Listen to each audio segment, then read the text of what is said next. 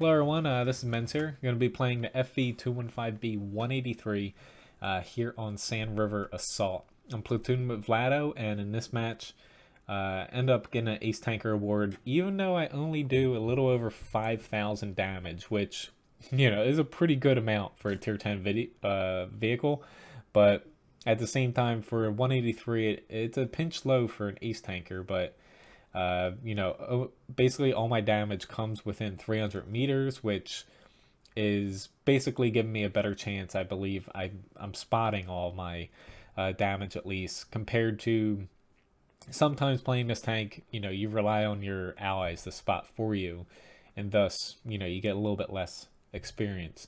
Now, for this map, before we begin here, just kind of looking at our team against their team, we have a lot of TDs, which, while we're defending, that's good. It also, is a little bit scary because at the same time, your team might not take that much ground for you to be able to, have a good chance at winning. Because defending on this side, a lot of times your team really turtles up here, and you only have a small little section of the map south of where I'm outlining, whereas your team kind of needs to, try to prevent them from pushing too far against here.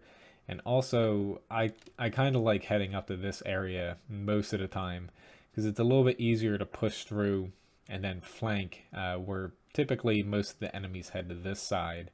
But the main thing with flanking there is it's a little bit hard to do it in a tank like this, because a lot of times with a heavier tank, you'll push through around the corner, and it's essentially, in this tank, it's not really viable. But going into it here, big gun, I'm loading Hesh in this, because typically, Hesh gives you a bit better chance, especially early on, to actually land a shot, because all you have to do is, contact the enemy tank to do damage, and if lucky, you do a shit ton of damage to them, but at worst, you do, 3 to 800 on a, I guess you could say, bad shot, but it's still pretty good. Now, I'm heading to the center here because this tank does not have very good gun depression. There is one SPG, and heading out over here, I won't be able to fight whatsoever. So my best bet is to get down in the gully here, and I take one hit there early on, which is not a good, not a good start. I was a little bit, chancing it, pushing through like that, and I definitely didn't do that as intelligently as you could. If you push a little bit more over to the right, I wouldn't have taken that shot. But being in the 183 with Hesh, I'm just making sure I'm going to land my shots here. I'm not exactly angled correctly here because they can hit my lower plate and pen, but really I'm just going to poke out in between my reloads here, always trying to keep my damage up. This T-54, both of my guys react here, and they kind of see that, I'm pulling that way, so they kind of pull off. I'm glad they did that because I'm able to whack him there. We're able to get him out, myself, the Leopard, and Artie. Now the enemy team, just looking at how they're approaching this, they pushed hard into here, which leads me to believe they don't really have anybody up in this area, which we do have a Tortoise up there, which is great because he's able to kind of keep these guys a little bit on edge, keep people off of the ridge line for us, and unless he gets pushed on or artified, he's going to be, in a good spot to be able to, just keep the enemy contained, which the enemy essentially is just in this one little spot here, which isn't exactly small, but the enemy kind of did themselves a disservice not pushing into the 1 and 2 line and trying to, keep us contained. They're kind of letting us spill out here a little bit. We have a lot of people pushing up here, which is very good. And I'm just, kind of derping these shots here. AP, it is better in some situations like that where, you're able to pen and you have that set amount of damage, plus or minus, RNG. But I still like to stay with Hesh a lot of times, especially if we're either tied or ahead, because you're not going to have any bounces. You only really have to contend with missing. Aiming here at the cupola here, I really only have to hit him on the top of the turret to be able to kill him. So I was more or less just looking not to miss there. Still, no enemies over here, which makes it easier for us to push up and kind of turn the flank on them and, you know, turn the tide of the battle. We are up, but a lot of times, you know, seeing people attack on this map, you really have to, you know, keep the, which I'm going to try to plop down on the T-49, but that obviously didn't work. But attacking, you know, I really like to head to the 1 and 2 line.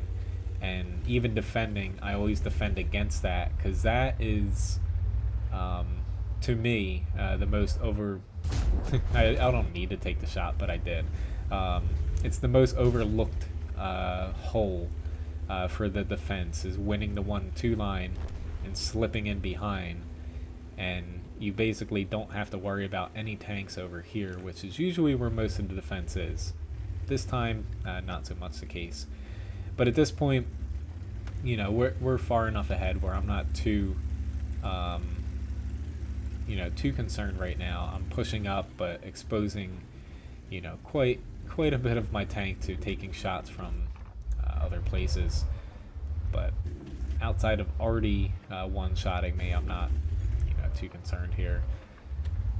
But playing the 183, you always have to be aware of your weak side armor, your weak frontal armor too. While it is strong-ish, it's not going to hold up, especially your lower plate and parts of the, basically the top part of your turret here. From here up is fairly weak as well. But fortunately for me, this match, I just went to the one spot that made most sense without gun depression and this, you know, kind of bad turret setup. It made sense for me to go down into the ditch here. That way I could just focus on one tank ahead of me, less about arty and less about taking side shots. Whereas if usually I go up in G1, or sometimes, you know, I'll venture out here to kind of keep the enemy from pushing too hard. That wouldn't have worked at all in this tank. And really playing to your tank's strengths is very important. And also looking at the enemy team, once we initially spotted them, it became pretty clear that they weren't, you know, really gonna flank us too hard from the outside edges of the map, and just focusing right on the center made the most sense here. Now, surprisingly, this is an ace tanker match. I was a little bit shocked that I got it, to be honest. It's like I do, you know, pretty much hit most. I don't think I missed any shots outside of maybe the first one. You know, 5,000 damage, damn good for a tier 10, but for 183, since I spotted all my damage, you know, that definitely helped out in the experience department. Whereas a lot of 183s I see playing defense, like they'll sit all the way back here and they'll just try to snipe into the center, or they'll push down here, and there's no real good sniping chances outside of pushing outside of cover and taking, you know, a lot of damage through pushing out of cover. Really, this is a tank where you can play aggressive, but make sure you have allies like I did, or else the enemy's just gonna take a shot from you and then kill you before you reload. Moving on to the end screens here. Ace Tanker Award, like I said, most amount of experience, a little over 1100, which the 183, it has, you know, it's been, air quotes, rebalanced. But really when they made it more armored and nerfed the Hesh round and the gun a little bit, it was more nerf than it was rebalancing it. Because the tank, you know, its armor isn't good enough to bounce from the front. A lot of shots when you're in tier 10 and against tier 9s. And mobility wise, it's a little bit lacking, lacks gun depression. Its gun isn't always the most practical to use, but, you know, if you can dictate the terms of the engagement, it definitely becomes a threat, because if it's a long, slowed out, we have 3 minutes left here. Granted, it is assault. If it's, a long fight that isn't over in the first like 2 minutes, you can just rack up a ton of damage through essentially being a direct fire arty. And if you use AP in the situations it makes most sense in, again, you're going to have more reliable damage, but a little bit lower in the damage ceiling department because it doesn't have as high damage per shot round. And, the final screen here, I actually didn't miss a shot. I thought I did, but I hit 7 out of 7 for 5,000 damage and only assisted with 400. But I made a profit of, 18,000 here, which helped because I had a personal reserve going off.